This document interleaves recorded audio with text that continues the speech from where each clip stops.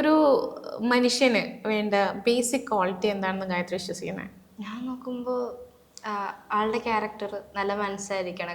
ഞാൻ പറഞ്ഞില്ലേ, ഒരു മനുഷ്യന് മറ്റേ മനുഷ്യനെ അക്സെപ്റ്റ് ചെയ്യാൻ പറ്റുക. ലൈക്ക് ഇപ്പം എല്ലാവരും 100% പെർഫെക്റ്റ് ഒന്നും ആവത്തില്ല. അവരുടേതായിട്ടുള്ള എന്തെങ്കിലുമൊക്കെ കുറവുകളും കുറ്റങ്ങളും എല്ലാവർക്കും കാണും. മനുഷ്യനെ മനസ്സിലാക്കാൻ അങ്ങോട്ടും ഇങ്ങോട്ടും ഹെൽപ്പ് ചെയ്യുക, ഇതാണ് ഞാൻ കണ്ടിട്ടുള്ള ബേസിക് ക്വാളിറ്റി എന്ന് പറഞ്ഞാൽ. ഓക്കെ. ഇൻസ്റ്റഗ്രാം യൂസ് ചെയ്യുന്നൊരു വ്യക്തിയാണല്ലോ. ഇൻസ്റ്റഗ്രാം ഇപ്പോൾ സോഷ്യൽ മീഡിയയിൽ നിന്ന് വരുന്ന കുറേ കമൻസും കാര്യങ്ങളും ഒക്കെ അല്ലെങ്കിൽ മെസ്സേജസ് ഒക്കെ വരാറുണ്ടല്ലോ. അപ്പം അങ്ങനെ എന്തെങ്കിലും മെസ്സേജ് ഭയങ്കരമായിട്ട് ഹേർട്ട് ചെയ്ത മെസ്സേജസ് അങ്ങനെയൊക്കെ ഉണ്ടോ? എനിക്കൊരു എൻ്റെ റീല് ഇപ്പോൾ 6.9 മില്യൺ ആയിട്ടുണ്ട്. ഒരു റീൽ എനിക്ക് ഒറ്റ ദിവസം കൊണ്ട് 2 മില്യൺ ആയിരുന്നു. അപ്പോൾ അത് ഭയങ്കര റീച്ച് ആയപ്പോഴത്തേനും കുറേ അധികം കമൻസ് വന്നു. അതിലൊരു കമന്റ്, ഒരു കോളനി ഓൾവേസ് എ കോളനി എന്ന് പറഞ്ഞിട്ട് A colony always A colony എൻ്റെ ആഡ് വന്ന കമന്റ് ആണ് അത്. ഞാൻ റിപ്ലൈ കൊടുത്തില്ല, പക്ഷെ ഞാൻ ആ കമന്റ് അവിടെ പിൻ ചെയ്തിട്ടു. അത് ഇട്ടത് ചേട്ടനോ ചേച്ചിയോ? അത് ചേട്ടനായിരുന്നു. ചേട്ടനായിരുന്നു. അത് എന്റെ നാട്ടുകാരനായിരുന്നു ആ ചേട്ടൻ. സ്വന്തം നാട്ടുകാരൻ, ആലപ്പുഴക്കാരനാണ്, ചേർത്തല പുള്ളിയുടെ വീട്. അപ്പൊ അതിനകത്ത് കുറെ അധികം പേര് വന്നു, റിപ്ലൈ കൊടുത്തു, കമന്റ് ബോക്സ് ആടി. പക്ഷെ ഞാൻ ഒന്നും ചെയ്യില്ല. പക്ഷെ എന്റെ ഒരു പോസിറ്റീവ് കമന്റും എന്റെ ഒരു നെഗറ്റീവ് കമന്റും ഞാൻ അവിടെ പിൻ ചെയ്ത് വെച്ചിട്ടുണ്ടായിരുന്നു.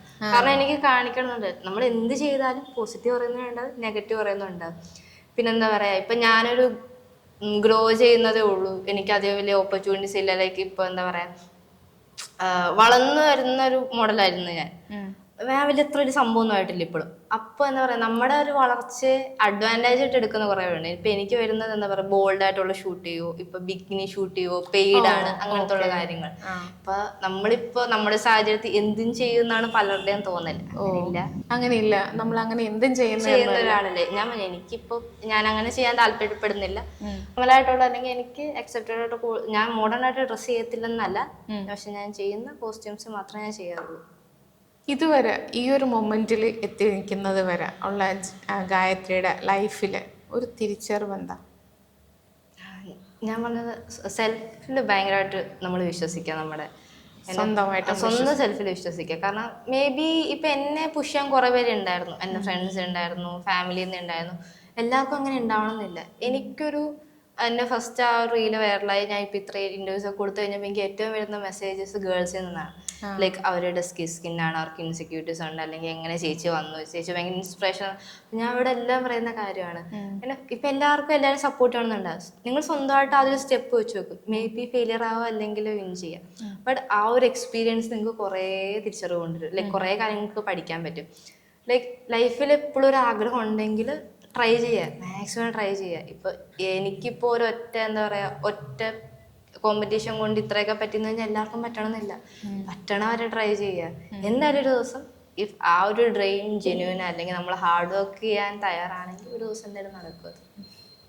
അടിപൊളി. വലിയ വലിയ കാര്യങ്ങളാണ് ലൈഫ് എക്സ്പീരിയൻസ്.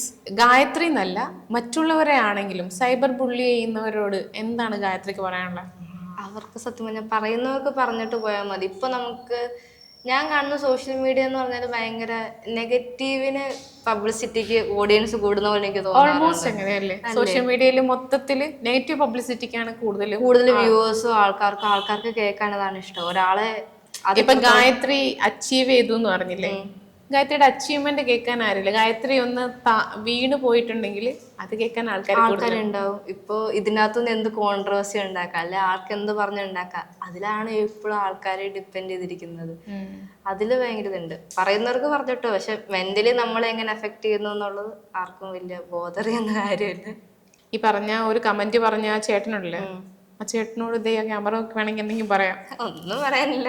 ചേട്ടന് കിട്ടണ്ടല്ല, കമന്റ് ബോക്സിൽ നിന്ന് കിട്ടിയിട്ടുണ്ട്. പിന്നെ ഞാൻ ഇപ്പൊ ആ ചേട്ടന്റെ സംസ്കാരം അതായിരിക്കും, പോട്ടെ, നമ്മളൊന്നും പറയാൻ.